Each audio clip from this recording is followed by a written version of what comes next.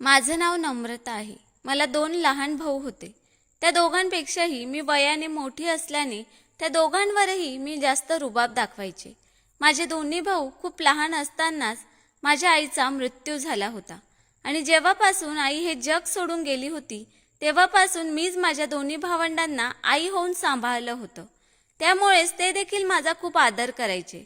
माझा शब्द त्यांच्यासाठी शेवटचा शब्द असायचा. आईच्या जाण्यानंतर घराची संपूर्ण जबाबदारी मीच सांभाळली होती. त्यामुळे माझे वडील देखील प्रत्येक काम माझ्या सल्ल्यानेच करायचे आणि हेच कारण होतं की मी स्वतःला सर्वोत्कृष्ट समजू लागले होते. मला वाटायचे की माझ्याशिवाय माझे वडील, माझे भाऊ जगूच शकत नाही. त्यांनी देखील त्यांच्या आयुष्यात मला इतका जास्त मान सन्मान दिला होता की ज्यामुळे मी खूप गर्विष्ठ झाले होते. माझ्या पूर्ण कुटुंबावर फक्त माझा हुकूम चालायचा. माझे दोन्ही लहान भाऊ प्रकाश आणि राकेश कोणत्या शाळेत शिकतील, कुठे ट्युशनला जातील, कोणते कपडे घालतील, कुठे जातील, केव्हा खेळतील, केव्हा घरी येतील, हे सगळं मीच ठरवायचे आणि त्या दोघांनीही माझ्या कोणत्याच गोष्टीवर कधीच आक्षेप घेतला नाही. बाबा देखील महिनाभराचा सगळा पगार माझ्या हातात द्यायचे आणि मग मी तो पगार माझ्या मर्जीनुसार वापरायचे. स्पष्ट शब्दात सांगायचं झालं तर त्या तिघांच्याही आयुष्याची लगाम माझ्या हातात होती. जसजसा वेळ निघून जात होता तसतसा माझा गर्विष्ठपणाही वाढू लागला होता. मी ना फक्त माझ्याच घरामध्ये तर बाहेरच्या लोकांवर देखील रुबाब दाखवायचे. माझ्या परिसरातील लोक देखील माझ्यासोबत बोलण्यापूर्वी 1000 वेळा विचार करायचे. खरं तर माझ्या भावांच्या आणि माझ्या वयामध्ये जास्त काही अंतर नव्हता, परंतु मी त्यांना आई म्हणून सांभाळले होते आणि त्यामुळेच ते मला आईचाच दर्जा देत होते. मी जेव्हा 24 वर्षांचे झाले तेव्हा माझ्या वडिलांनी माझं लग्न करण्याचा निर्णय घेतला. परंतु मी वडिलांना स्पष्ट शब्दात सांगितलं की जोपर्यंत मी माझ्या दोन्ही भावांचं लग्न करणार नाही तोपर्यंत मी देखील लग्न करणार नाही. माझे बाबा माझ्यामुळे नेहमी काळजीत असायचे. बोलायचे की जर वय निघून गेलं तर तुझ्यासाठी कोणतंही स्थळ येणार नाही. परंतु मला मात्र या गोष्टीची काहीच चिंता नव्हती. मी माझ्या सासरी जाण्या अगोदर मला माझ्या मर्जीनुसार माझ्या दोन्ही भावांची लग्न करायची होती. कारण माझी अजिबात अशी इच्छा नव्हती की माझे भाऊ त्यांच्या पसंतीने कोणत्याही मुलीला या घरात घेऊन यावेत. त्यामुळेच ते जेव्हा कॉलेजमध्ये जायला लागले तेव्हा मी त्यांना स्पष्ट शब्दात सांगितलं होतं की कॉलेजमध्ये फक्त शिकायला जायचं आहे. तुमच्यासाठी मुली मी स्वतः पसंत करेन. माझ्या इच्छेविरुद्ध जर तुम्ही कोणाला पसंत केलं तर मी त्या मुलीला अजिबातच स्वीकारणार नाही, हे लक्षात ठेवा. मला माझ्या भावांवर खूप विश्वास होता की ते माझं बोलणं कधीच टाळणार नाहीत आणि घडलं देखील अगदी तसंच. आता त्या दोघांचं कॉलेज पूर्ण झालं होतं आणि कॉलेजमध्ये असताना त्यांनी कोणतीच मुलगी स्वतःसाठी पसंत केली नाही. मला माझ्या भावांवर खूप जास्त अभिमान होता की त्यांनी माझं बोलणं ऐकलं होतं. प्रकाश आणि राकेश दोघांचंही शिक्षण पूर्ण झालं होतं. दोघांना नोकरी देखील मिळाली होती. राकेश प्रकाशपेक्षा वयाने लहान असल्याने मी पहिले प्रकाशचं लग्न करण्याचा विचार केला. मी प्रकाशसाठी मुलगी बघायला सुरुवात केली होती. प्रकाशने मला आधीच सांगितलं होतं की जी मुलगी मी त्याच्यासाठी पसंत करेल तो त्याच मुलीशी लग्न करेल. मुलीबद्दल त्याच्या काहीच अपेक्षा नव्हत्या. मग मी लग्न ठरवणाऱ्या एका महिलेशी कॉन्टॅक्ट केला. खूप सारी स्थळं शोधल्यानंतर ती नातं शोधणारी महिला माझ्याकडे एका मुलीचं स्थळ घेऊन आली. ती मुलगी दिसायला अगदी सुंदर होती. सोबतच तिला राहण्याचा, कपड्यांचा सेन्स, बोलण्याचा सेन्स खूपच चांगला होता. मला तर ती मुलगी खूप जास्त आवडली होती. मग माझ्या सांगण्यानुसार प्रकाश देखील वेळ काढून त्या मुलीला पाहून आला होता आणि माझ्या मर्जीसमोर त्याने मान झुकवली होती. मी खूपच खुश होते. मग लवकरात लवकर लग्नाची तारीखही निश्चित झाली.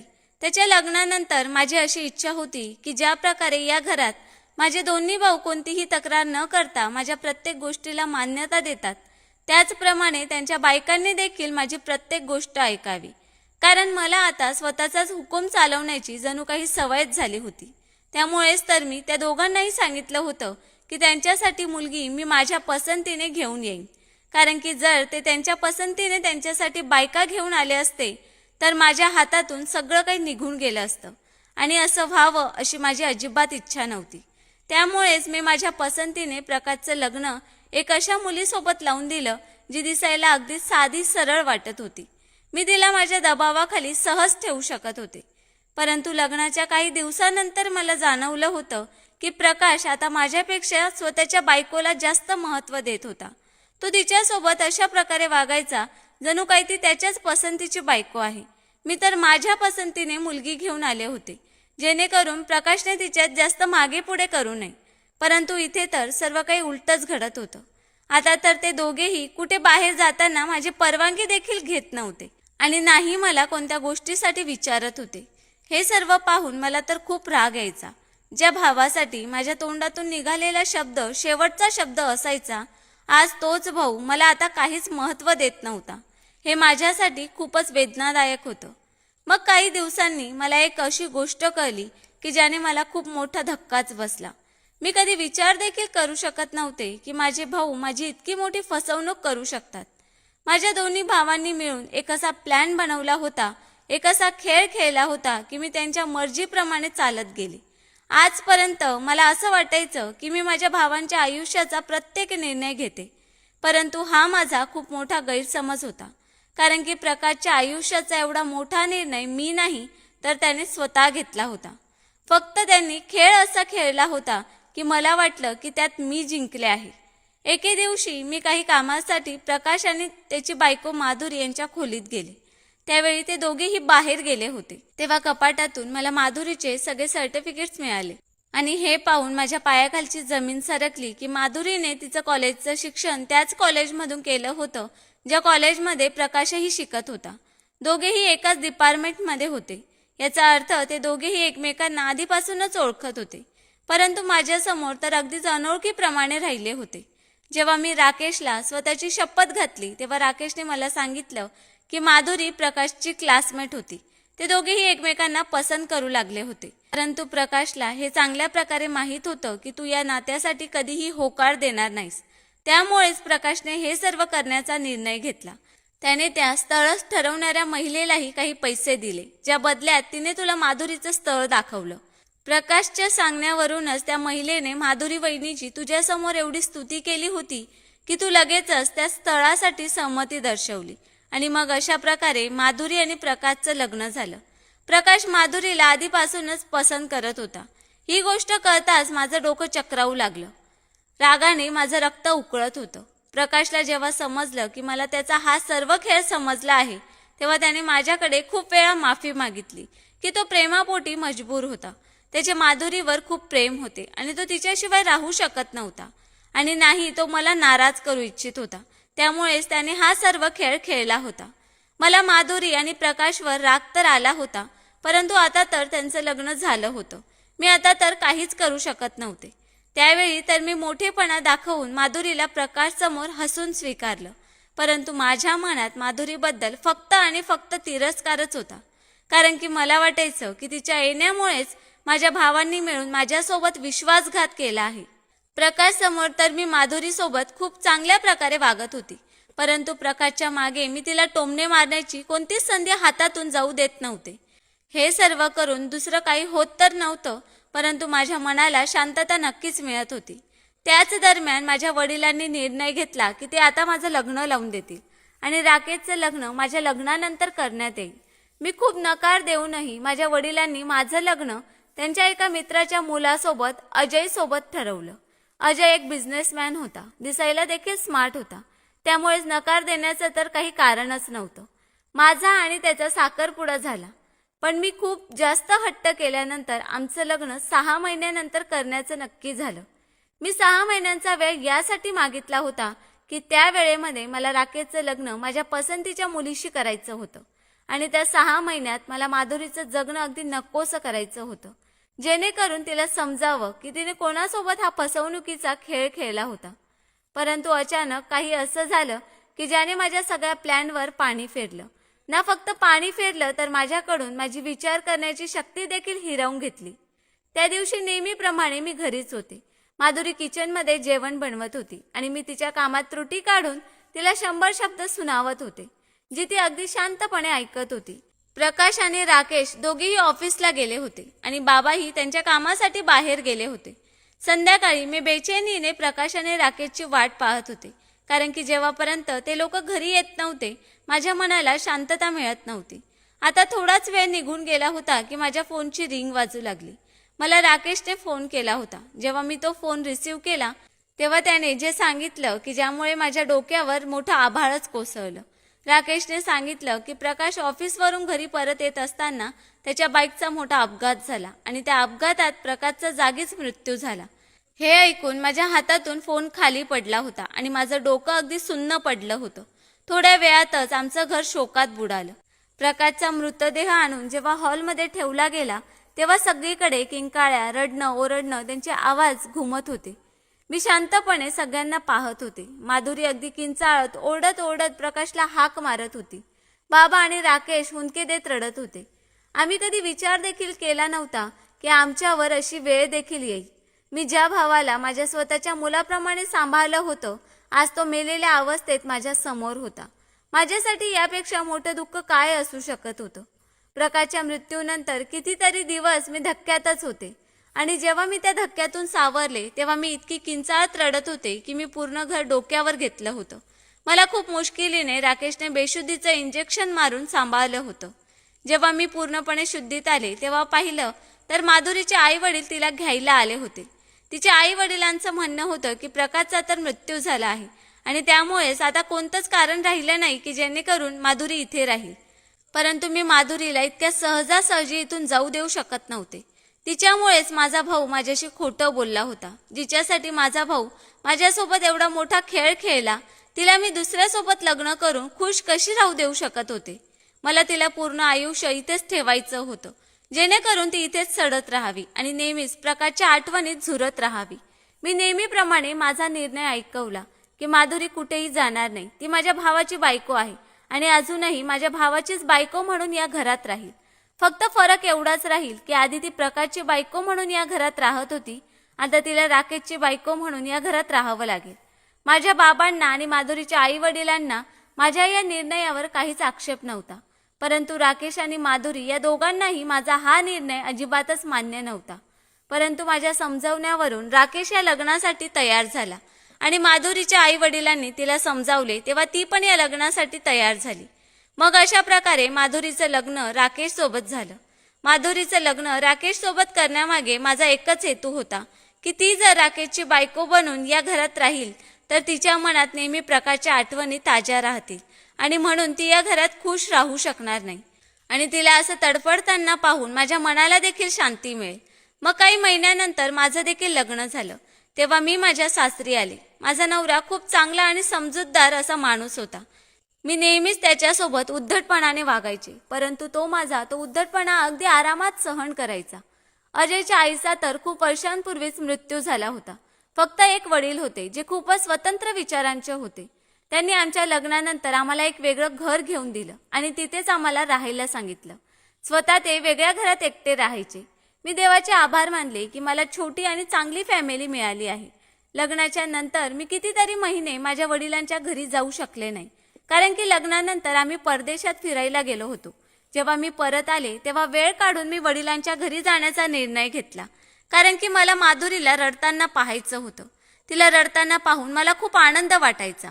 परंतु जेव्हा आम्ही माझ्या वडिलांच्या घरी पोहोचले तेव्हा हे पाहून मला खूप मोठा धक्का बसला की ज्या माधुरीला मी अगदी वाईट अवस्थेत सोडून गेले होते, आता ती तर अगदीच बिनधास्त वाटत होती. आणि एक दिवस बाबांच्या घरी थांबल्यानंतर मला अंदाज आला की तिने आणि राकेशने एकमेकांना स्वीकारलं आहे. हे सर्व पाहून मला खूपच राग आला. मला अजिबातच या गोष्टीची अपेक्षा नव्हती की राकेश त्याच्या भावाच्या विधवेसोबत स्वतःच्या आयुष्यात असा पुढे जाईल. मी त्याच दिवशी निर्णय घेतला की मी माधुरीला राकेश सोबत खुश राहू देणार नाही. कोणत्याही बाईला पुरुषाच्या आयुष्यातून बाहेर काढणं काही कठीण काम नाही. पुरुषाच्या मनामध्ये फक्त संशयाची एक बी रोवली की मग त्यानंतर सर्व काही सोपं होऊन जातं. मी बोलण्यातच राजेशच्या कानामध्ये हे भरवलं की माधुरीच्या नंबरवर सारखा कोणाचा तरी फोन येतो, जे पाहून माधुरी थोडी घाबरते. राकेश पुरुष होता म्हणून त्याच्या मनामध्ये थोडा संशय तर निर्माण झालाच होता. आणि मग जेव्हा मी बाबांच्या घरून जाऊ लागले तेव्हा मी एका शेजारच्या मुलाला काही पैसे देऊन माझ्या या प्लॅनमध्ये सामील केलं. ज्या दिवशी मी बाबांच्या घरून परत आले तेव्हा दुसऱ्याच दिवशी मला बाबांचा फोन आला. ते खूपच टेन्शनमध्ये होते आणि तेव्हा बाबांनी मला जे सांगितलं ते ऐकून तर माझ्या आनंदाला काहीच पारावार राहिला नाही. बाबांनी मला सांगितलं की रात्री माधुरी आणि राकेशचं खूप मोठं भांडण झालं आणि भांडण इथपर्यंत पोहोचलं की राकेशने माधुरीला घटस्फोट देण्याचा निर्णय घेतला आहे. सकाळीच माधुरीचे आई वडील आले आणि तिला त्यांच्यासोबत घेऊन गेले. माधुरीला ही शिक्षा भेटताना पाहून मी खूप जास्त खुश झाले, कारण की हा सर्व खेळ तर मीच खेळला होता आणि त्यात मी जिंकले होते. मीच येताना शेजारच्या मुलाला पैसे देऊन संध्याकाळच्या वेळेला जेव्हा माधुरी अंगणामध्ये असते तेव्हा एक पत्र फेकायला सांगितलं होतं, कारण की त्याच वेळेला राकेश देखील यायचा. मला माहीत होतं की ते पत्र राकेशच्या हाती लागेल आणि मग त्याला माझं बोलणं नक्कीच आवडेल. तो पुरुष होता. त्याच्या मनामध्ये संशयाची बी जी मी रोवली होती ती बी एका क्षणामध्ये एक रोपटं बनली होती आणि मग अशा प्रकारे राकेशचं आणि माधुरीचं नातं मोडलं होतं. मी वरवरचे दुःख व्यक्त करत आपुलकी दाखवण्यासाठी राकेशच्या जवळ गेले आणि त्याला सांगितलं की मी तुझ्यासाठी माधुरीपेक्षा चांगली मुलगी शोधून आणेन. राकेश त्यावेळी खूप जास्त टेन्शनमध्ये होता, परंतु मी मात्र माझ्या आनंदामध्ये त्याचं ते टेन्शन विसरून गेले होते. या दरम्यानच माझ्या बाबांना हार्ट अटॅक आला आणि त्यांचे निधन झाले. बाबांच्या निधनानंतर राकेश एकदमच एकटा पडला होता. मी राकेशसाठी एक स्थळ पाहिलं आणि राकेशचं लग्न करण्याचा निर्णय घेतला होता, परंतु राकेशने हे लग्न करण्यासाठी स्पष्टपणे नकार दिला आणि तो मला न सांगताच परदेशात निघून गेला, कारण की त्याला माहीत होतं की मी जबरदस्ती त्याचं लग्न लावून देईन. राकेशच्या या अशा जाण्याने मी त्याच्यावर नाराज झाले आणि त्याच्यासोबतचे सगळे संबंध तोडून टाकले, कारण की मला वाटायचं की मी माझ्या भावासाठी खूप जास्त कुर्बानी दिल्या आहेत आणि ते माझं छोटे मोठं बोलणं देखील ऐकू शकत नाही. मी स्वतःला खूपच उदार मनाची समजत होते. राकेश गेल्यानंतर मी माझ्या संसारावर लक्ष द्यायला सुरुवात केली. वेळ भराभर निघून चालला होता. आता माझ्या लग्नाला 6 वर्ष झाली होती, परंतु मला काहीच मूलबाळ झालं नाही. आता मी नेहमीच या गोष्टीमुळे टेन्शनमध्ये राहू लागले, कारण की मला माहीत होतं की अजयला स्वतःचं मूल हवं आहे. त्याला बाप होण्याची खूप हौस होती आणि त्याची ती हौस दिवसेंदिवस वाढतच होती. तो लहान मुलांना पाहायचा तेव्हा अगदी इमोशनल व्हायचा. खूप प्रयत्न करून देखील माहीत नाही का देव माझ्या ओंजळीत आनंदाची बातमी टाकत नव्हता. मी खूप साऱ्या डॉक्टरांना दाखवलं, परंतु सर्वांचं हेच म्हणणं होतं की मी आई होऊ शकत नाही. अजयने तर माझा तो वांसपणा स्वीकारला होता, परंतु तो खूपच टेन्शनमध्ये राहायचा. कामात देखील त्याचं लक्ष लागत नव्हतं. त्यामुळेच मी एक खूप मोठा निर्णय घेतला, असा निर्णय जो निर्णय घेताना कोणतीही स्त्री अक्षरशः भीतीने थरथरते. मी निर्णय घेतला की मी अजयचं दुसरं लग्न लावून देईन. खरं तर माझा हेतू हा होता की मी एखाद्या कोणत्याही मुलीसोबत अजयचं लग्न लावून देईन आणि जसं मूल होईल मी ते मूल घेऊन तिला घरातून बाहेर हाकलून लावेन. मग मी आणि अजय आणि आमचं मूल एकत्र राहू. माझ्या त्या हेतूसाठी मी एक अशी मुलगी शोधायला सुरुवात केली जी दिसायला अजिबातच चांगली नसेल, कारण की जर मी एखाद्या सुंदर मुलीसोबत अजयचं लग्न लावून दिलं असतं तर काही भरोसा नव्हता. तिने अजयला स्वतःच्या ताब्यात घेतलं असतं आणि मग माझ्याजवळ काही शिल्लक राहिलं नसतं. मग मी अजयला माझ्या निर्णयाबद्दल सांगितलं की मी त्याचं दुसरं लग्न करू इच्छिते आणि त्याच्यासाठी मुलगी शोधत आहे. सुरुवातीला तर त्याने नकार दिला, परंतु मी खूप हट्ट केल्यानंतर माझ्या त्या हट्टपणावर तो तयार झाला. मी मुलगी शोधत असतानाच एके दिवशी माझ्या घरी काम करणारी मोलकरीण माझ्या जवळ आली आणि म्हणाली की मला एक मुलगी माहीत आहे जी दिसायला अगदीच कुरूप आहे आणि कोणीही तिच्यासोबत लग्न करायला तयार नाही. तुम्ही तुमचा हेतू साध्य करण्यासाठी तिला तुमच्यासोबत घेऊन येऊ शकतात. मी त्याच दिवशी त्या कामवाली मावशीसोबत तिच्या गावी गेले, जिथे एका झोपडपट्टीमध्ये फाटलेल्या जुन्या कपड्यांमध्ये एक काळी सावळी आणि कुरूप मुलगी बसलेली होती, जिला पाहून उलटीसारखंच व्हायचं. ती मुलगी अगदीच योग्य होती माझा हेतू साध्य करण्यासाठी. मी तिला माझ्यासोबत घेऊन आले. तिचं लग्न मी अजयसोबत लावून दिलं.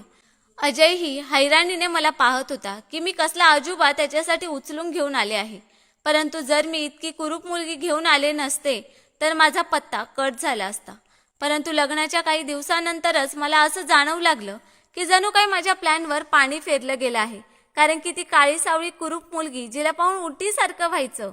मी पाहिलं अजय तर तिच्या मागे पुढे करू लागला आहे. प्रत्येक वेळेला तो तिच्यासोबत चिकटून राहायचा. मी हे अजिबातच सहन करू शकत नव्हते आणि मी हैराण होते की इतक्या कुरूप मुलीमध्ये अजयला काय दिसलं. मी कधी हा विचार देखील करू शकत नव्हते की अजयला मी कोणा दुसऱ्याच्या हवाली करेन. त्यामुळे मी त्या मुलीला, जिचं नाव पल्लवी होतं, मी तिला घाबरवण्याचा, धमकावण्याचा प्रयत्न केला, परंतु ती अजिबातच घाबरत नव्हती. माझ्या एका बोलण्यावर ती मला 100 बोल सुनवायची. मी हे सर्व कसं सहन करू शकत होते. एके दिवशी रागात येऊन मी तिच्या एक जोरदार कानाखाली लगावली. तेव्हा अजय रागाने अगदी लाल बुंद झाला. अजयच्या त्या वागण्यामुळे मी खूप जास्त टेन्शनमध्ये राहू लागले. मला जाणून घ्यायचं होतं की त्या मुलीने अशी कोणती जादू केली आहे की ज्यामुळे अजयला तिच्याशिवाय दुसरं कोणीही दिसत नाही.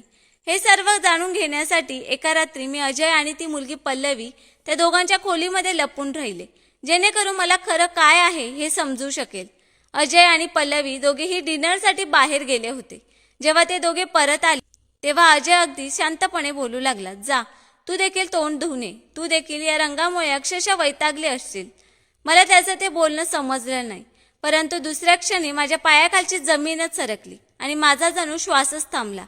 कारण की पल्लवी जेव्हा तोंड धुवून वॉशरूममधून बाहेर आली तेव्हा ती पल्लवी नव्हती तर माधुरी होती. ती मुलगी जिला मी काळी सावळी आणि कुरूप समजून अजयसाठी पसंत करून या घरात आणलं होतं, ती पल्लवी अजिबातच नव्हती. उलट ती तर माधुरी होती, जिने त्या चेहऱ्यावर शाई फासून मला फसवलं होतं. तिने पुन्हा एकदा मला मात दिली होती. मी जी पडद्याच्या मागे लपून हे सर्व पाहत होते, आता माझी सहनशक्ती संपली होती. मी लगेचच समोर आले आणि माधुरीचा गळाच पकडला, परंतु अजयने लगेचच मला झटकून तिला मागे केला आणि एक जोरदार कानाखाली माझ्या लगावली.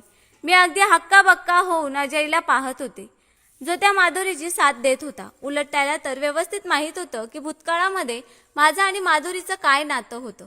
मी काही बोलण्यासाठी तोंड उघडलं इतक्यातच अजयने माझा हात पकडून मला खोलीतून नाही तर घरातूनही बाहेर हाकललं आणि त्याच वेळेला मला घटस्फोट देण्याचा निर्णय घेतला.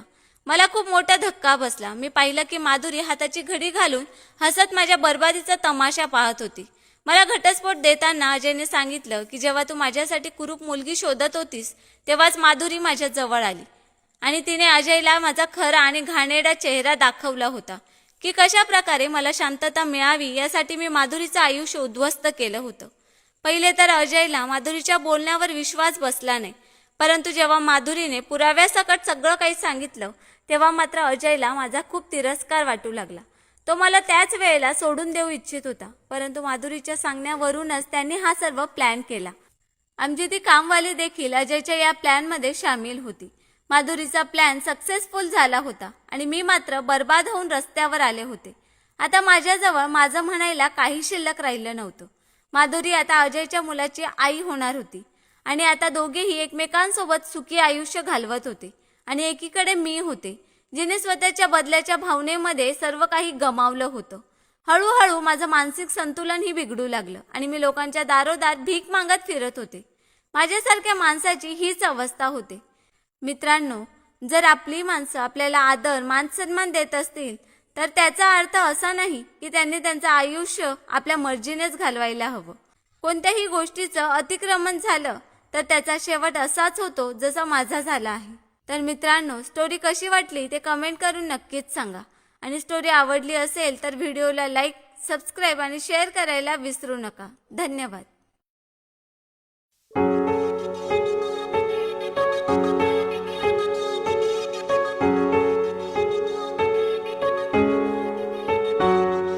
सुनो ये दिल कहे बार बार, प्यासा हूँ मैं सागर हो तुम. सुनो ये दिल कहे बार बार, प्यासा हूँ मैं सागर हो तुम. सुबह तक तुझ में जीना चाहूँ, सुबह तक तुझ में जीना चाहूँ. उफ जवा हो नशा हो तुम, भीगे होठ ये तेरे कहे जो ना तू कहे. भीगे होठ ये तेरे कहे जो ना तू कहे, जो ना तू कहे,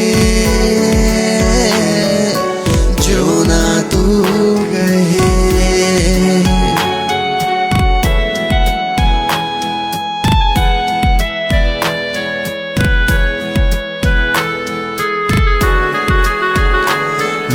सांसों की गर्मी तेरे तन की आग से होश मेरे उड़ने लगे. सांसों की गर्मी तेरे तन की आग से होश मेरे उड़ने लगे. पिला दे लबों से लगा के गले, आस अब ये अधूरी ना रहे।